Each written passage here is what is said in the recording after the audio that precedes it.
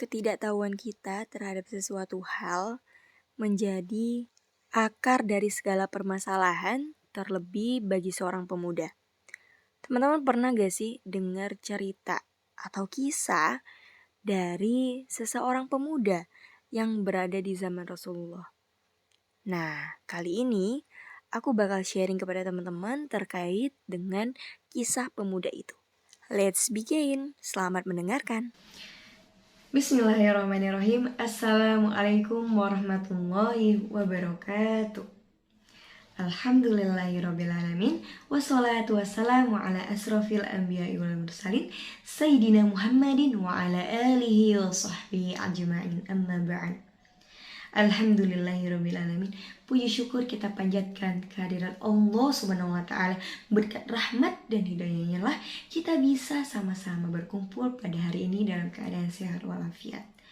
Salawat serta salam tak lupa kita haturkan kepada Nabi besar kita, Nabi Muhammad SAW. Berkat beliaulah kita bisa berada di zaman yang terang benderang pada hari ini. Teman-teman yang dirahmati Allah Subhanahu wa taala, sebelumnya perkenalkan, tak kenal maka ta'aruf. Jadi kenalin dulu, nama saya Meita Nusurya dari Universitas Aisyah Yogyakarta.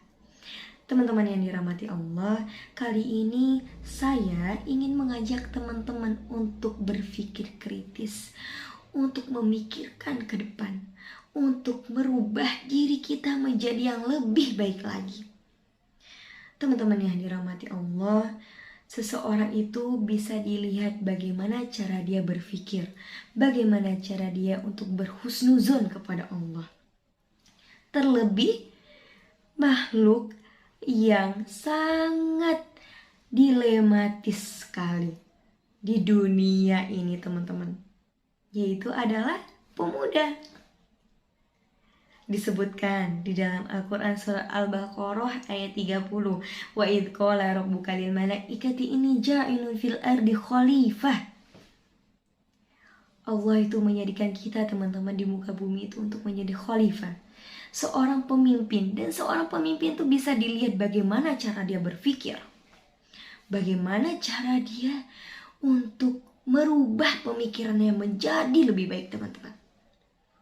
Ada dua kisah.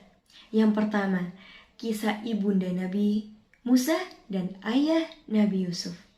Mereka berdua sama-sama orang tua. Ibunda Nabi Musa berdoa kepada Allah untuk dipercepat pertemuannya kepada Nabi Musa sebelum beliau menghanyutkan Nabi Musa ke sungai Nil. Dan Allah sangat cepat, Allah kabulkan doa tersebut. Tapi ayahnya Nabi Yusuf itu lama sekali Allah kabulkan doanya. Tapi ayahnya Nabi Yusuf tidak berkecil hati, teman-teman. Ayahnya Nabi Yusuf berhusnuzon kepada Allah, yakin kepada Allah. Hingga matanya buta, beliau masih yakin kepada Allah. Doanya memang agak lama dikabulkan dari Allah.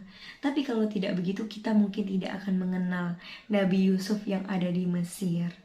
Kita tidak akan tahu Nabi Yusuf itu seorang penerjemah mimpi. Kita tidak akan tahu cerita Nabi Yusuf sama dengan Zulaikha. Kita tidak akan tahu, teman-teman. Allah itu tidak mungkin mempercepat sesuatu hal dan memperlambat sesuatu hal, melainkan ada kebaikan di dalamnya. Sudahkah kita berpikir untuk hal itu, teman-teman? Mungkin kita selalu mengundur-undur waktu, merasa suuzon dengan Allah, dengan apa yang udah Allah berikan kepada kita.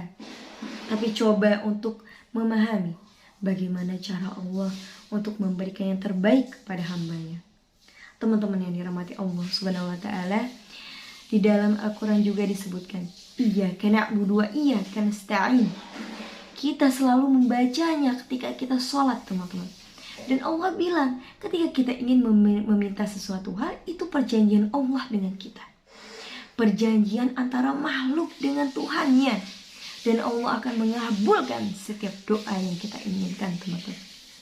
Menjadi seorang pemuda tak cukup hanya berbekalkan dengan fisik yang kuat, tetapi pemikirannya rendah. Seorang pemuda fisiknya harus kuat, pikirannya harus kuat, Selalu husnuzon kepada Allah. Bahkan kata Allah, ketika kamu bersyukur dengan sesuatu hal, maka akan aku tambah nikmatmu. La in syakartum la azidanakum wa in kafartum inna adzabi lasyadid. Kalau kamu bersyukur akan aku tambah nikmat itu. Kalau kamu tidak bersyukur maka azabku akan pedih. Teman-teman yang dirahmati Allah SWT, pernahkah kita berpikir untuk menjadi seorang pemuda-pemudi yang lebih baik ke depannya? Pernahkah kita memberikan sedikit space untuk diri kita sendiri untuk menjadi lebih baik ke depannya? Karena kita seorang pemuda, teman-teman, adalah tongkat peradaban bangsa yang akan memajukan tongkat estafet. Baiklah teman-teman sekalian yang dirahmati Allah SWT, kita mempunyai banyak hal, banyak kesempatan, dan sudah seharusnya kita membuka diri kita untuk bermanfaat di lingkungan kita, untuk menjadi sesuatu hal yang lebih baik ke depannya. Teman-teman yang dirahmati Allah SWT, mari sama-sama kita menjadi seorang pemuda, pemudi yang pikirannya selalu husnuzon kepada Allah, pikirannya selalu bersyukur kepada Allah, selalu berlandaskan dengan Al-Quran dan As-Sunnah. Karena bukan kita, siapa lagi teman-teman? Tidak ada harapan lain suatu bangsa melainkan pemuda-pemudinya, teman-teman. Teman-teman yang dirahmati Allah, mungkin hanya ini yang bisa saya sampaikan. Ada jarum di dalam peti, kalau misalnya sakit jangan disimpan di dalam hati. Untuk itu saya pamit undur diri, semoga yang sedikit ini bermanfaat. Saya akhiri, wassalamualaikum warahmatullahi wabarakatuh. Teman-teman, kita mungkin gak punya tempat di dunia ini. Apalagi bagi orang-orang yang gak mau bersyukur dan hanya diam di tempat saja.